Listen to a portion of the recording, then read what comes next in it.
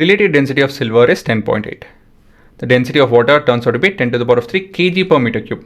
What is the density of silver in SI units? ಪ್ರಶ್ನೆಯಲ್ಲಿ ಏನೇನು ಕೊಟ್ಟಿದ್ದಾರೆ? ರಿಲೇಟಿವ್ ಡೆನ್ಸಿಟಿ ಕೊಟ್ಟಿದ್ದಾರೆ, ಯೂನಿಟ್ ಇಲ್ಲ ನೋಡಿ ಅದಕ್ಕೆ ಅಲ್ವಾ. ರಿಲೇಟಿವ್ ಡೆನ್ಸಿಟಿಗೆ ಯೂನಿಟ್ ಇರಲ್ಲ. ಇಲ್ಲಿನ unit K G per metre cube ಇದೆ ಆ್ಯಸ್ ಪರ್ SI ಯೂನಿಟ್. ಅದೇ ಬೇಕಾಗಿರೋದು ನಮಗೆ. ಸೊ ಚೆನ್ನಾಗಿ ಕೊಟ್ಟಿದ್ದಾರೆ. ಏನೇನು ಇನ್ಫಾರ್ಮೇಷನ್ ಕೊಟ್ಟಿದ್ದಾರೆ ಹುಡುಗರ? The relative density, not density of water ಕೊಟ್ಟಿದ್ದಾರೆ 10 to the power of 3 kg per meter cube. ಅದು ಬಿಡ್ತು ಅಂತ ಹೇಳಿದ್ರೆ ರಿಲೇಟಿವ್ ಡೆನ್ಸಿಟಿ ಆಫ್ ಸಿಲ್ವರ್ ಕೊಟ್ಟಿದ್ದಾರೆ ವಿಚ್ ಇಸ್ 10.8. ಯಾವ ಯೂನಿಟು ಇಲ್ಲ. ಇನ್ನೇನಿದ್ರೆ ವರ್ಕಿಂಗ್ ಅಷ್ಟೇನೇನಿಲ್ಲ. ವರ್ಕಿಂಗ್ ಏನು ಮಾಡ್ತಾಯಿದ್ದೀವಿ ಇಲ್ಲಿ?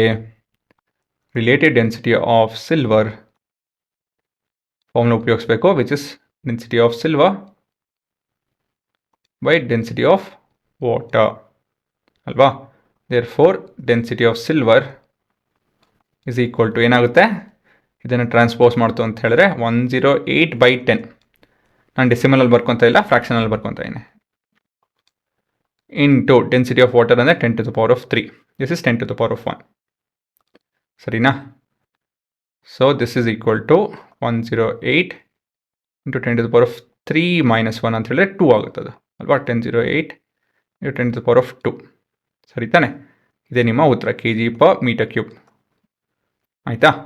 ಇಲ್ಲಿ ನೋಡ್ಬೋದು ಹುಡುಗರ, ಈ ವ್ಯಾಲ್ಯೂ ನೋಡಿ, ಈ ವ್ಯಾಲ್ಯೂ ನೋಡಿ. ಇಲ್ಲಿ ನೋಡಿ ಎಷ್ಟು ದೊಡ್ಡದಾಗಿ, ಎಷ್ಟು ಯೂನಿಟ್ ಎಲ್ಲ ಬರ್ಕೊಂಡು ಎಷ್ಟು ಸ್ವಲ್ಪ ಪದ್ಧತಿ ಕಾಣ್ತಾ ಇದೆ.